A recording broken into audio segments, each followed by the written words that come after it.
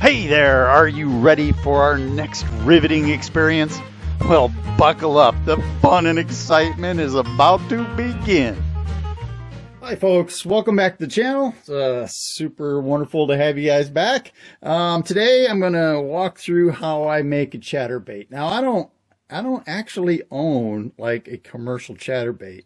They run between $7 and $13 a piece, and I just haven't been able to drum up enough ambition to spend that kind of money on them. So I've been making my own, and there's a lot of positives to that. And one is it doesn't seem to catch any less fish. So I just thought I'll go through with you guys what I do, how I make these things, and if you want to make them, well, now you have the technology. So the simple, easy one to make is just essentially a standard jig head, and because the eye of the hook is in line with the jig head, you have to put 2 O-rings on and then a blade, and that little guy right there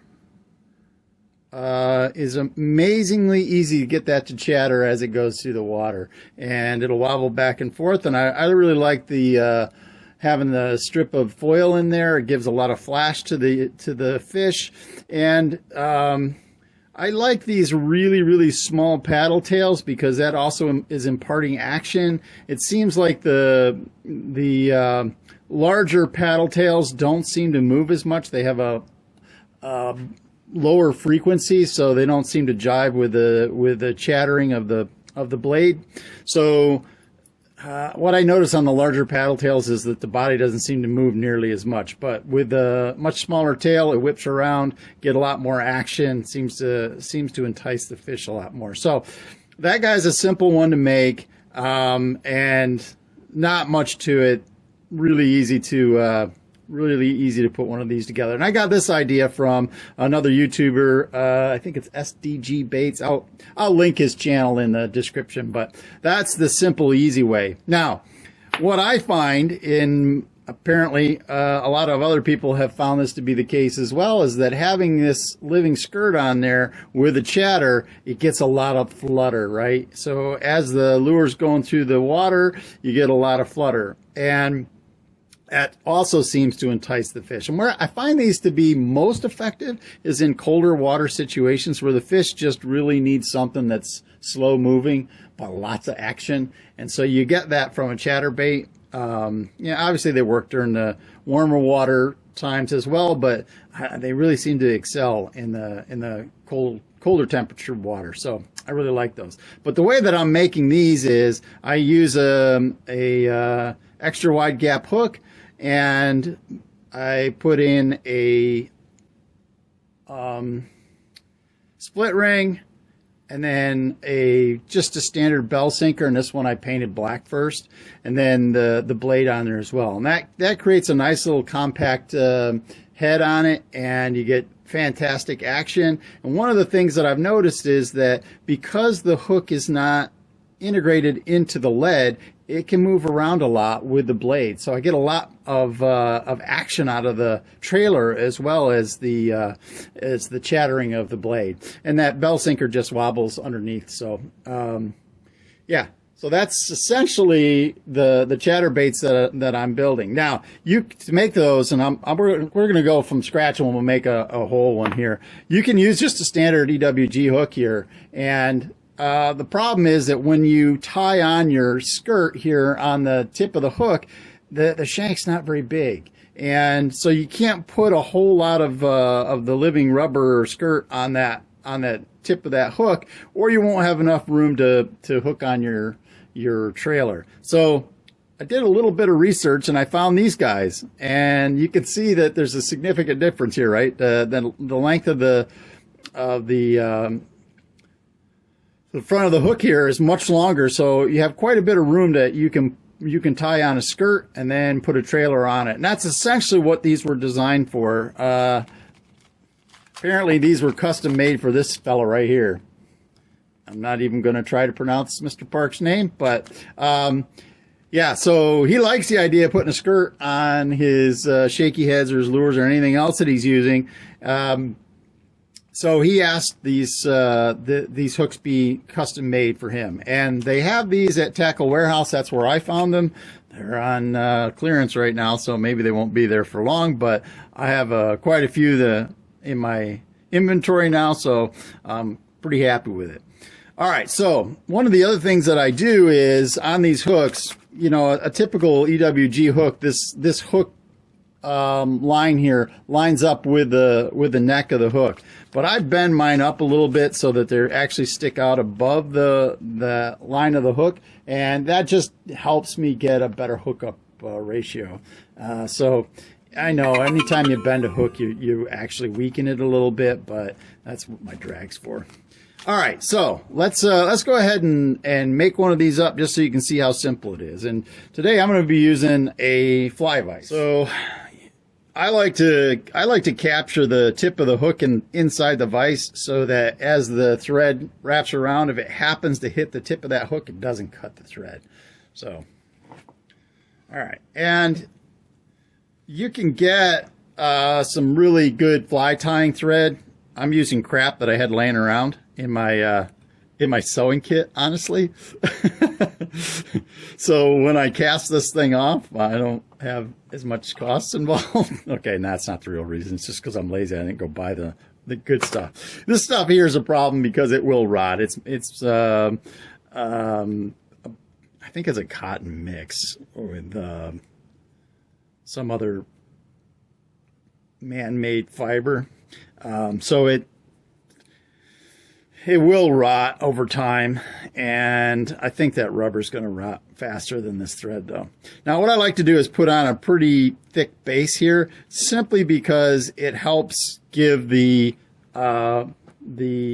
rubber something to grab onto. All right, now I'm just going to use a skirt. These came with rubber bands on them. They were pre fabricated, so you could just put them on a jig head. I removed that, and I'm just going to tie this in now. And you can fiddle with the different colors. All right, this has got some striped in there along with some chartreuse and some other stuff. And you'll probably want to orient those on the hook to the way that you'd like them. I'm not overly particular in this case.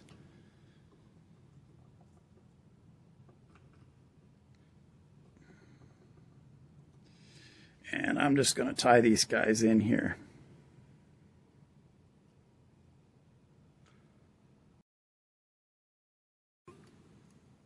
Okay. Make sure that we're relatively close to the tip of that hook so I have room to put my trailer on.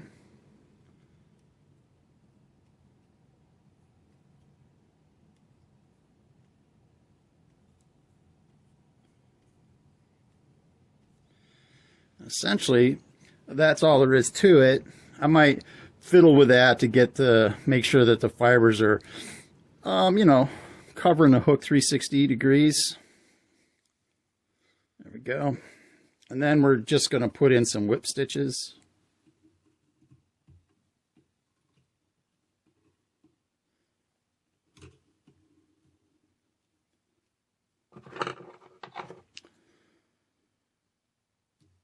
Put that off, and then I put some standard fly head cement on there.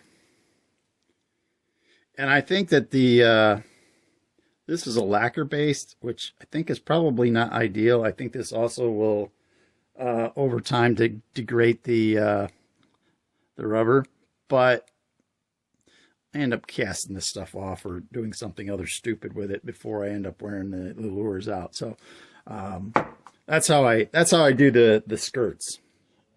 Okay, now after your head cement has dried and the skirt here is completely secured, we're going to start putting together the pieces. So we start with a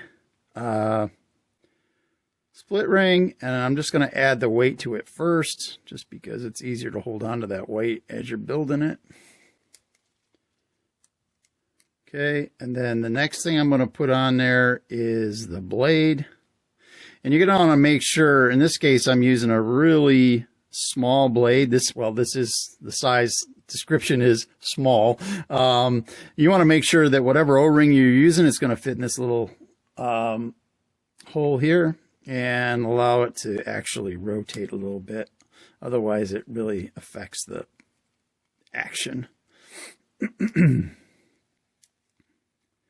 All right, so that guy's on there, and I'm going to go ahead and put on the... Okay, we're going to put the clip on here, and I like to bend that hook back a little bit just because it fits through the holes in the blade a little bit. There we go.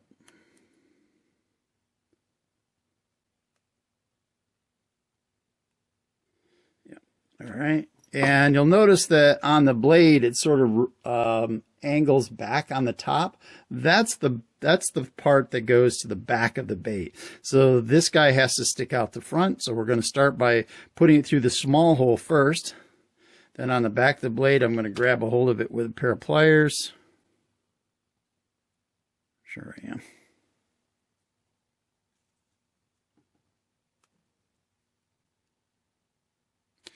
And I'm going to tuck it back through that top hole.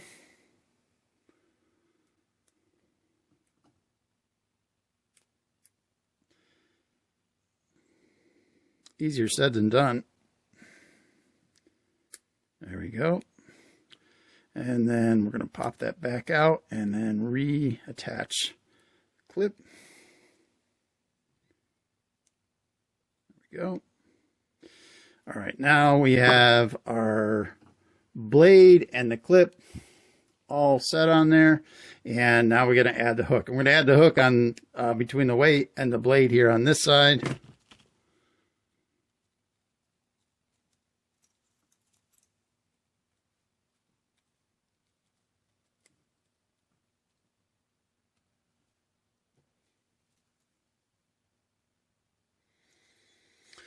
And you're going to want your hook point up in the opposite direction of where the weight's hanging. So here's our hooks going up and our weight's hanging down. Okay. So there we go. That's the extent of the blade bait. Now, the nice thing about setting up a blade bait like this is if you want to change the color of your blade, it's on an O-ring, you can pop it off, put a new one on. You want to change the color or the weight of the weight, you can do that. So the one I have on there is 8. I could put a 1/4 inch weight on there and affect both the speed of the drop and also the action of the blade. And, of course, the last thing you want to do is put on your trailer. Now, you can see, because I use this long-necked shank here, that I have some room on the back of the skirt to put my trailer on. And let's see if I can do this without screwing that up. All right.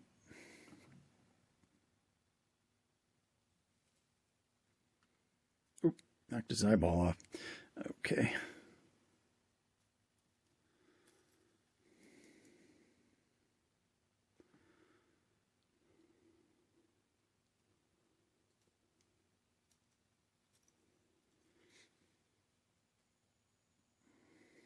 There we go. Not 100% perfect, but I'll fiddle with that. And now I have a really nice blade bait, and that will catch all of the fish that I want to catch. These things work great. Okay, now let's talk a little bit about the price. So I mentioned earlier that the cost of a standard blade bait, one of the ones that get marketed a lot, can be $13, $14. You can get some of the cheaper Chinese knockoff ones for $6 or $7. This cost $1.50. Now, I'm not doing this to save money. I'd like it because I get the satisfaction of building my own lures. I like the action that I get when the weight is separated from the blade and the lure. I get a lot more action on the lure, and I have the adjustability of changing out my weights and my colors of my blades. So For me, this is just a lot more flexible, and it gives me really good action, and I catch a ton of fish on them. So there you go. I don't even own one of the commercial ones. I don't know if I mentioned that before, but I don't even own one of the commercial blade baits. All the blade baits that I have are ones that I have made. So hope that helps. I hope you want to give it a try, and thanks again for stopping by the channel. You know, of course, I'm going to tell you, like and subscribe and share and all that gobbledygook. But I really do appreciate you guys stopping by and checking out the channel.